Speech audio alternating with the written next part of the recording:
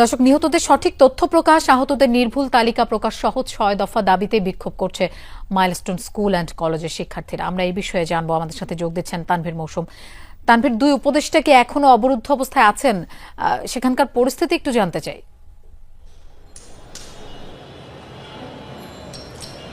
লোপা, এখানকার পরিস্থিতি হচ্ছে, এখানে আসলে ছাত্রদের উপস্থিতি আছে, ছাত্ররা অবস্থান করছে এবং যেহেতু এত বড় একটি দুর্ঘটনা ঘটে গেছে সেহেতু আসলে তাদের সবার মনেই এক ধরনের ক্ষোভের আগুন জ্বলছে।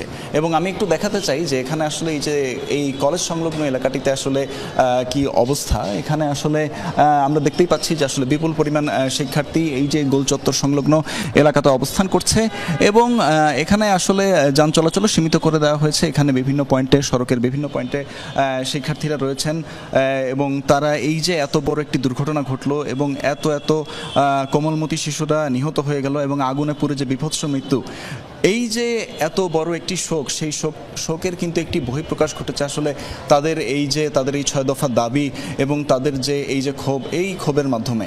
এবং এখানে অবরুদ্ধ থাকার বিষয়টি যেরকম আছে এবং সেখানে আমরা দেখেছি যে এখানে আসলে যে বিশাল পরিমাণে জনসমাগম এবং এই ছাত্রদের একটি বিশাল অবস্থান এবং এখানে আইনশৃঙ্খলা বাহিনীর সদস্যরাও রয়েছেন এবং একটু পরপরই আমরা দেখতে পাচ্ছি যে না আসলে উত্তেজিত যে ভঙ্গিতে তাদের যে কথাবার্তা রয়েছে এবং আসলে এটি খুবই স্বাভাবিক, কারণ আসলে এরকম একটি দুর্ঘটনা, এটি আসলে বলতে গেলে যে বাংলাদেশের ইতিহাসেও কোনো একটি শিক্ষা প্রতিষ্ঠানেও আসলে এতটা এরকম বিভৎস মৃত্যু আসলে কেউ দেখেনি।